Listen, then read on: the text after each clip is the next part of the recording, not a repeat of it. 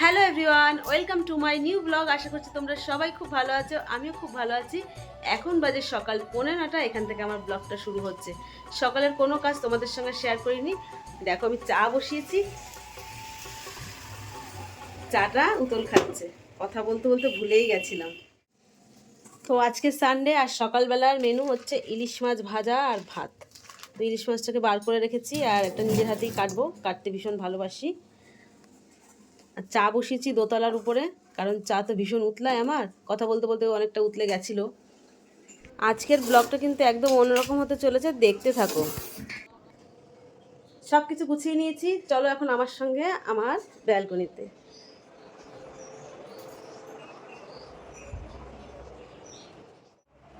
তো এটা আমার ছোট্ট একটা ব্যালকনি, আর স্লাইডিংটা খুলি না যেহেতু এত ধুলো ধুলো হয়ে যায় বারান্দাটা।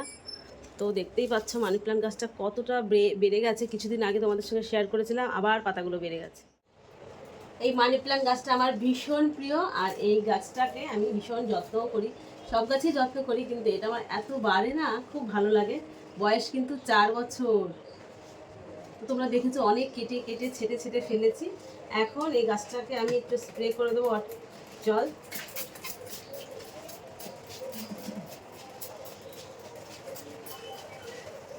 এটা ছিল একটা মিষ্টির হাঁড়ি, দাঁড়াও দেখাচ্ছি। এটা একটা মিষ্টির হাঁড়ি, তো এই হাঁড়িটা আমার ভীষণ পছন্দ হয়েছে। তারপরে ভাবলাম এটার মধ্যে আমি মানি প্ল্যান্ট গাছটা বসিয়ে দেবো।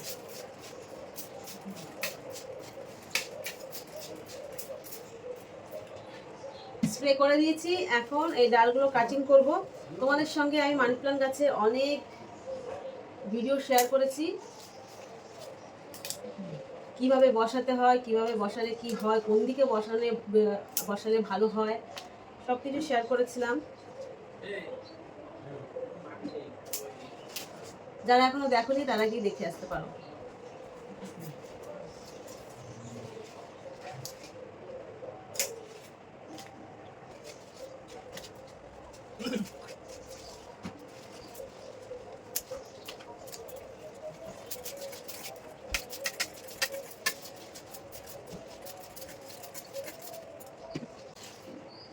এতগুলো ডাল ছিটে ফেলেছি, চলো তোমাদের আমি আর একটা মানি প্ল্যান্ট গাছের কাছে নিয়ে যাচ্ছি।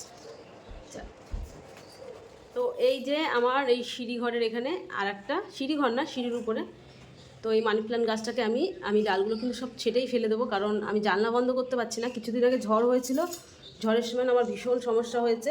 তখনই জোর করে আমি গাছগুলোকে সরিয়ে আমি জানলাটা বন্ধ করেছিলাম। বুঝতে পারিনি যে ঝড় আসলে খুব অসুবিধা হবে। তো এই একটা ছোট্ট মানি প্ল্যান্ট গাছ, আর এটা কিন্তু একটা সিক্রেট গাছ, সেটা অনেকেই চেনো কিন্তু অনেকেই নাম জানো না।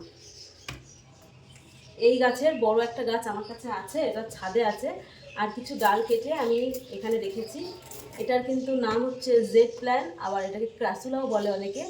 এটা কিন্তু মানি প্ল্যান্ট গাছের থেকেও বেশি সাংঘাতিক। তার মানে তো বুঝতে পারছো কি বলতে চাচ্ছি। সাংঘাতিক বলতে এটা বেশি পাওয়ারফুল মানি প্ল্যান্ট গাছের থেকেও। তো সেটা তোমরা অনেকেই জানো না, তো আজকে তোমাদের আমি বলে দিলাম।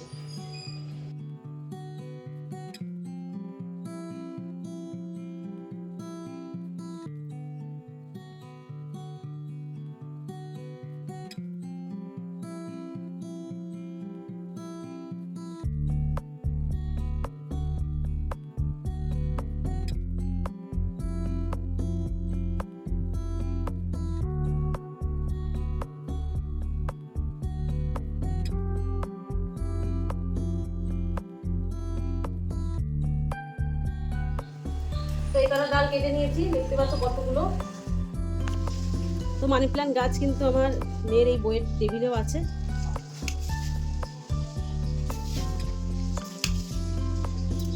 আর আছে আমাদের খাওয়ার টেবিলে, ডাইনিং টেবিলের উপরেও আছে। এটার বয়সও কিন্তু 4 বছর। চলো আমার কিচেনেও আছে। তো ডাল কাটলে পরে আমি একটা জায়গায় রাখি, আর এটা তো কেটেছি আমি ব্যালকনি থেকে, আর এটা আমার সিঁড়িঘরের থেকে কেটেছি। সব এখানে অনেকগুলো রাখলাম, ফেলে দেবো কি ভাবছি। আর এটার অবস্থা খুব খারাপ হয়ে গেছে, কারণ এটা তেলে তেলে না নষ্ট হয়ে গেছে একদম তেলে, কিন্তু গাছ কিন্তু আমার খুব ভালো আছে। এটা তেলের দাগ হয়ে গেছে, এটা একটা প্লাস্টিকের। আর এই যে আমি ডাল কাটলে পরে আমি এইখানটায় রাখি, মানে এই টবটার মধ্যে আমি এই মানি প্ল্যান্ট গাছগুলো রাখি। গাছের থেকে কিন্তু ভালোই কিন্তু পাতা বেরোচ্ছে, আর কোনোটা নষ্ট হয় না। জলটা তোমাদের কিন্তু মনে করে পাল্টাতে হবে, ওই জলের মধ্যে রেখে দিলে গাছ কিন্তু বন্ধ হয়ে পচে যাবে। চা এদিকে আমার হয়ে গেছে, তার মধ্যে আমি আমার শাশুড়ি মায়ের জন্য সুগার ফ্রি চা, মানে চিনি ছাড়া আগের থেকে রেখে দিয়েছি। আর এই ডালগুলোকে এখন আমি সাইজ করে কাটবো, কেটে আমি ওই টবটার মধ্যে আবার রেখে দেবো। মানি প্ল্যান্ট গাছ সম্পর্কে কিছু ছোটোখাটো তথ্য তোমাদের আজকে শেয়ার করলাম। আর আমার আগে দুটো ভিডিও বানানো আছে, তোমরা চাইলে আমার চ্যানেলে গিয়ে দেখে আসতে পারো। মানি প্ল্যান্ট গাছের উপকারিতা, কখন কোথায় বসাতে হয়, সব কিছু কিন্তু বলা আছে। যার জন্য আজকের এই ভিডিওতে আমি কিন্তু কিছু বললাম না। আজকে একটা ছোট্ট সিক্রেট তোমাদের সঙ্গে শেয়ার করলাম ক্রাসুলা বা জেড প্ল্যান্ট সম্পর্কে। তো এটা কিছুদিন আগে মেয়ে রং করে সুন্দরভাবে এঁকেছে, চেষ্টা করেছে, তো মোটামুটি ভালোই হয়েছে দেখতে। তো এটার মধ্যে আমি মানি প্ল্যান্ট গাছ বসিয়ে দেবো। আর এটাও কিন্তু মেয়ে একটা ভাঙা কাচের গ্লাস, মানে ভাঙা বলতে ফেটে গেছিলো, সেটার মধ্যে এটা সুন্দরভাবে রং করেছে, কিন্তু রংটা উঠে যাচ্ছে, দেখতেই পাচ্ছ রংটা। এই রংটা খুব একটা ভালো না। তো এরপরে ভালো ভালো আর্ট করেছিল, কিন্তু আর্টটা থাকেনি। তো যাই হোক,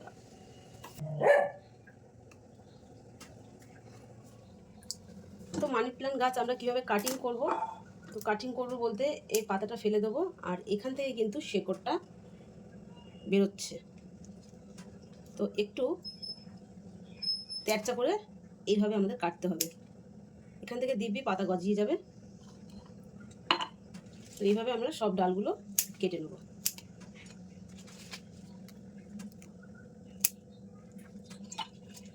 কিচ্ছু ফেলে যায় না, সবই কাজে লাগে। আর প্রত্যেকটা ডালের থেকে কিন্তু শেকড় গজাবে, জায়গায় জায়গায় একদম শেকড় বেরোচ্ছে। তো নিচের পাতাগুলো যদি জলে ডুবে থাকবে, তো এগুলো রাখার কোনো দরকার নেই। এইভাবে সব কাট করে নেবো। বিশেষ করে আগার পাতা দেখতে ভালো লাগে বলে আমরা আগার পাতাটাই বেশিরভাগ রাখি। আগা দিয়ে তোমাদের কাছে এরকম একটা ডাল আছে,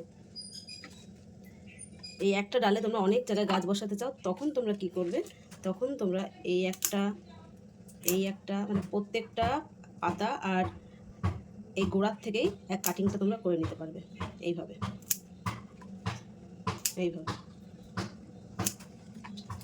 খুব সুন্দর অনেকগুলো কিন্তু বেরিয়ে গেল। তিনটে করে বসাও না, তাহলে পরেও গাছ ভালোই হবে। একটা ডাল থেকে আমি এতগুলো বার করেছি, এতগুলো।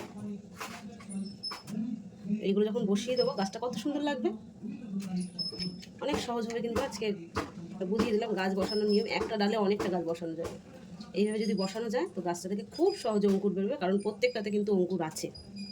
ঠিক আছে, তো কাটিং যখন দেখালাম, গাছটা বসানোটাও কেন দেখাবো না, ওটাও তোমাদের দেখাচ্ছি। তো এই গাছটা কিন্তু আমার এটা পুরনো, এটা আমি আগের থেকে গাছ বসাই। তো সেই গাছটা তুলেছি, তো কিছুটা অঙ্কুর বেরিয়েছে, এটাও কিন্তু নতুন গাছ আমার।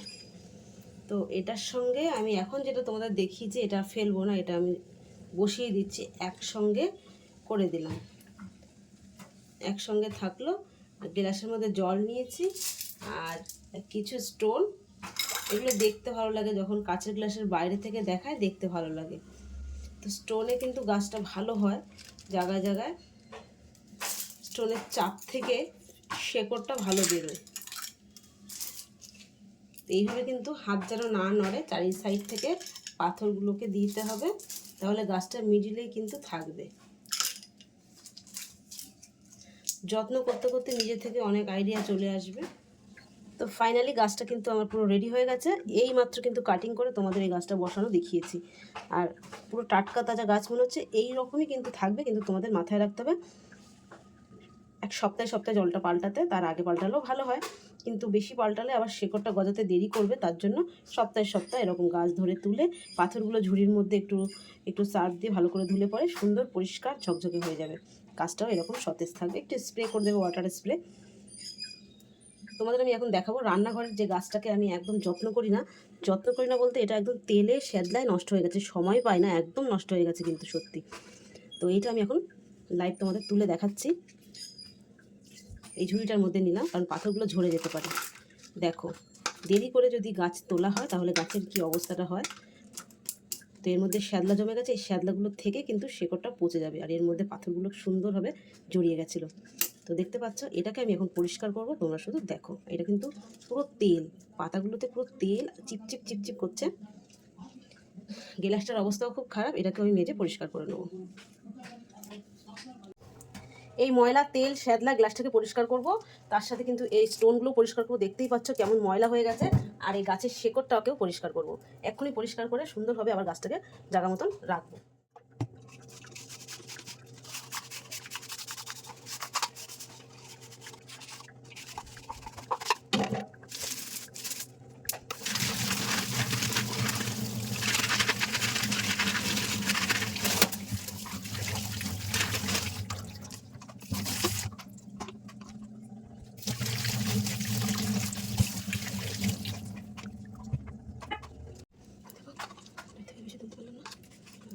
অবস্থা এই অবস্থা হয়েছে, শিকড়টা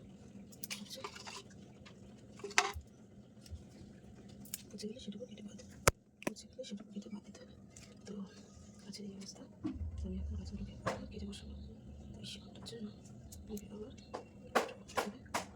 গাছটা ভেঙে গেছে। তো এর সাথে আমি আরও গাছটা থেকে নিয়ে নিচ্ছি। দেখতে ভালো লাগবে। তোমাদের নিয়ে নিচ্ছে নিচে থেকে পাতা দেখো শিকড়টা শুধু দেখো। এইটুকু জমির মধ্যে এখানে গাছটা কীভাবে বসাই একটু দেখো।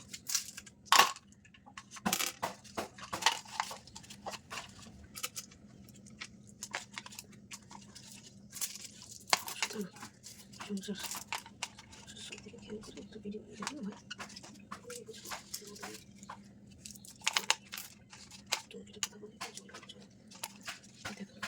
বসিয়ে দিচ্ছে আর এই গাছটা যেহেতু একটু হেলে পড়েছে, কিন্তু কেটে কেটে নিয়ে এবার এই সরু ডালটা লাগবে।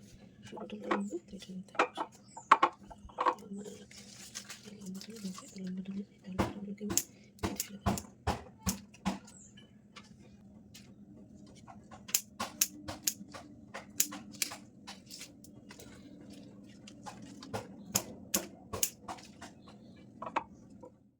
আজকে একটু রোদ্দুরে দেবো, তারপরে আমি তুলে নেব, কারণ এর গায়ের রঙগুলো ধুয়ে যাচ্ছে, রঙটা শুকিয়ে যাবে, তারপরে আমি তুলে নেব। চলো তোমাদের আমার ক্রাসুলা প্ল্যান্ট গাছটা দেখাই। ওটা ইনডোর প্ল্যান্ট, কিন্তু আমি ওটা আউটডোরে রাখি। একটা ছোট রেখেছি, তারই মানে দুটোর একটা ডাল আমি কেটে নিয়েছি, যা রোদ্দুর। তো রোদ্দুর থাকতে থাকতে তোমাদের দেখাই। গাছটাকে আমি এই কোণাটায় রেখেছি, কারণ খুবই নরম গাছ, ঝড়ে যদি কোনো কিছু এর উপরে পড়ে তো ভেঙে যেতে পারে। তো দেখতে পাচ্ছ কতটা মোটা গোড়া। তো এই একটা গাছ থেকে আমি 1000 একটা গাছ তৈরি করতে পারবো, কিন্তু খবরদার কাউকে দেবে না, এটা আমি বারবার মানা করছি। দেখতে পাচ্ছ যত পাতা গজাবে তত অর্থ বৃদ্ধি হবে। তো গাছটা খুবই যত্ন করি আমি। আর একটা কথা তোমাদের আমি বলে দিচ্ছি, শুধু এই গাছ বসালে অর্থ হবে, এটা বসালে এটা হবে, এটা কিন্তু হয়, কিন্তু গাছ ধর্মের নামে বসিয়ে রাখলাম, যত্ন করলাম না, তাহলে কিন্তু হবে না। তো বন্ধুরা, ভিডিওটা আর বেশি লম্বা করলাম না, ভিডিওটা আমি এখানেই শেষ করছি। আজকের ভিডিও তোমাদের কেমন লাগলো, যদি ভালো লেগে থাকে অবশ্যই একটা লাইক করো। দেখা হচ্ছে পরের একটা নতুন ভিডিওর সঙ্গে। ততক্ষণে তোমরা সবাই ভালো থেকো, সুস্থ থেকো। Thank you for watching, by.